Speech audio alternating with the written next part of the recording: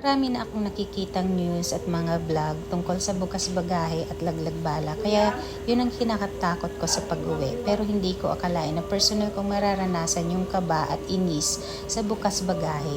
Naisip ko na talaga yun kasi may nilagay akong dalawang cellphone sa bag ko. So sabi ko, sige nga, tingnan natin. Pero lumang cellphone lang po yun. Pero nung dumating ako sa Maynila, okay naman lahat. Pero yung papunta na ako ng Tacloban at pag-landing natin sa Tacloban, dito ko na nakita na bukas pala yung bagahe ko. Kaya hindi ko siya na-recognize doon sa conveyor para kunin yung bagahe ko. Kasi binalot na nila ng plastic kasi hindi na isara. Nagreklamo ako, na inis talaga ako. Pero ang paliwanag nila, since pareho naman yung timbang, ay dahil po sa pagbagsak sa conveyor ay sumabog ito.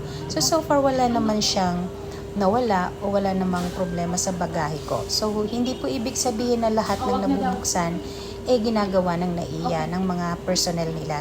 Talagang sa conveyor lang po talaga dahil sa sobrang siksik siya, sumabog yung bagahe ko. So, okay naman po lahat. Kaya tingnan po natin at maging maingat, luwag-luwagan po yung ating bagahe. Huwag masyadong siksikin. Okay po, para hindi po ito sumabog at mabuksan. Pero okay naman yung bagahe ko dahil kung nasira ito, papalitan naman daw nila. Yun ang sinabi nila sa akin.